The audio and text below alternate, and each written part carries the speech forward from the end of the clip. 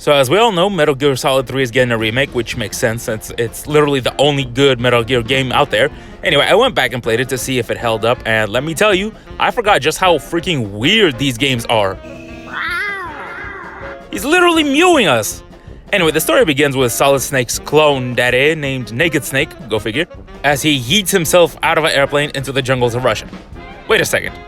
Now, I'm no zoologist, but I don't think Russia has any jungles. Well, whatever, Snake is here to yoink a scientist and bringing him over to the US because he's building tanks or something. Anyway, Snake finds a scientist who says a very bizarre line. By the way, your Russian is superb. Mind you, Snake hasn't uttered even a single word in Russian this whole time. Regardless, Snake gets ambushed by a younger version of that freaky ass old man from the other games. That's Major Ocelot to you. And don't you forget it. Now, I'm no geologist, but I don't think ocelots are native to Russia. So why you named yourself after a cat is a mystery to me to this day. Anyway, Snake uses his kung fu skills to beat up Ocelot and his gang and runs away with the scientist to a bridge. At which point, Snake's mother figure shows up named The Boss, with whom Snake has a parasocial psychosexual relationship with, and she tells him, "I have defected to the Soviet Union. Slava Sovetskому Soyuzu!" At which time, this dude with the extra crispy face, who can go Super Saiyan, walks up. This is Colonel Volgin, the main bad guy, by the way. Anyway, Snake just stands there gobsmacked while the boss rearranges his arm and yeets him off a cliff.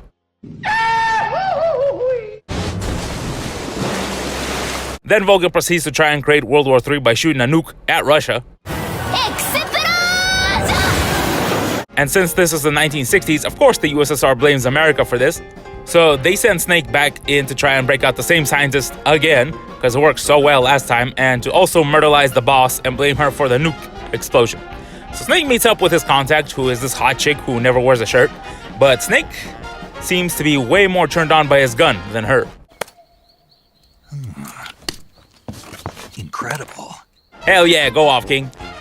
Anyway, at this point, Snake has to run around the jungle, beat up the boss's soldiers, who are called her kids, or something. I don't know, bro. It's just a bunch of weirdos. First up, we got the B-Man. I am the pain.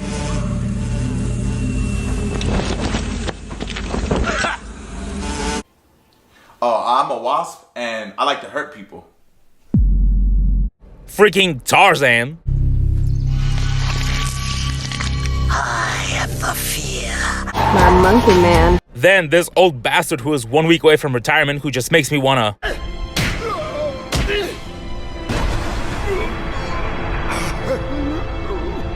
A literal phantom. And the Human Torch. I am the fury. The flames of my rage will incinerate you.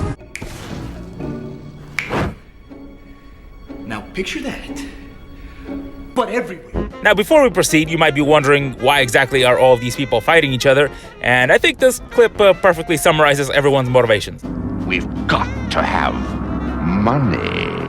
To make a long story short, after World War II, the Allies pulled all their finances into one war chest, and somehow pizza-faced Colonel Volgin has it now, and everyone else just wants to get their hands on the microfilm. Now, where is the microfilm? I don't know anything about any microfilm. Don't play coy with me.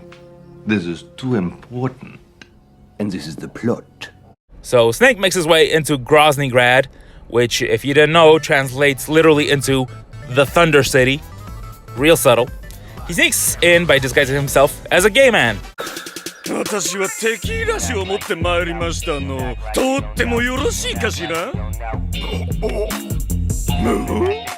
This obviously doesn't work, and Snake gets caught instantly. So while Pizza Face Volgin is torturing Snake, he explains his entire plan and motivations, that he has a big-ass tank called the Shagohod, and that he's hella rich because of all the Philosopher's legacy. Basically, his motivation is... Now you see that evil will always triumph, because good is dumb. Then the hot motorcycle chick gets found out to be a spy and is about to be shot in the face by... Here we go. Bro, how did your goofy ass survive to be an old man? Anyway, Snake is like... Please, no, not the sex here. and takes a bullet to the eye. They throw Snake into a cell, but he does manage to escape, and if you're wondering how that went... So while recovering from the ass beating he just got, Snake hides out in a cave and...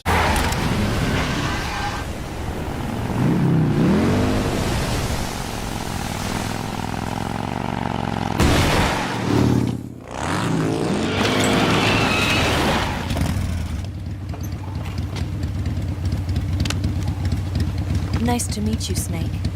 I'm Tatiana. Alright, so we just hide out here till morning and... Yo!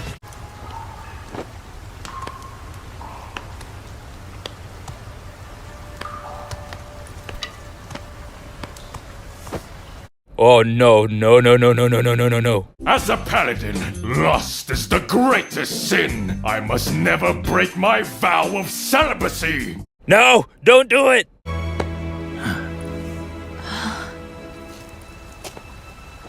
Don't rush me, Katie. I'm just not ready. Hell yeah, stay strong, brother. Anyway, Snake places C4 on the Shackle Hut to try and blow it up, but gets snuck up on again. You know, I'm starting to think that Snake isn't a very good spy. Anyway, Snake rage baits Volgin, 1v1 me, ya punk bitch, and it works.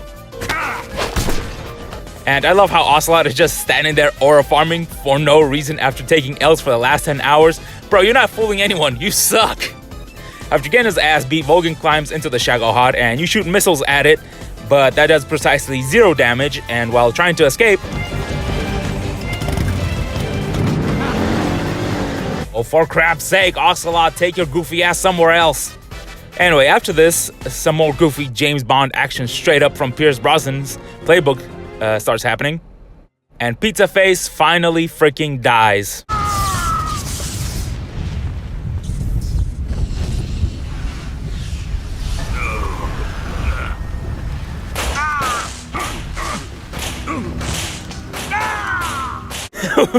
Wait, so this man died from getting electrocuted, burned to death, and getting an entire clip that he shot at himself. I don't know if that's the stupidest or the most badass death of all time, but either way, it's definitely Metal Gear. So Snake's mission is complete, right? Wrong. Because the boss is still alive and sends Snake a challenge. Run them hands up. Put your paws up, homie. But before we get to the hands, she proceeds to spout her whole life story and philosophy. Blah, blah, blah, blah, blah, pride, blah, blah, prince of all, blah, blah, blah, Super Saiyan, blah, blah, blah. Now, I'm not gonna lie, I wasn't listening to any of that until she says one of the wildest and stupidest things I have ever heard of. The government wanted human data. So they secretly decided to send a human being into space. I was the one they chose. No! Hell no! You think I'm just gonna let you disrespect my man Yuri Gagarin like that? You know what? You deserve this. Emotional, damn it! Well, now that Snake boomed his mama, he can finally leave Russia on a plane, but then... Snake! Game, you cannot be serious right now. Anyway, they fight, and the fight goes precisely just like this. Get off my plane.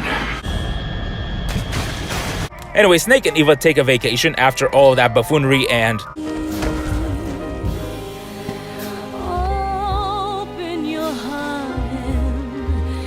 I don't think I'm old enough to watch this.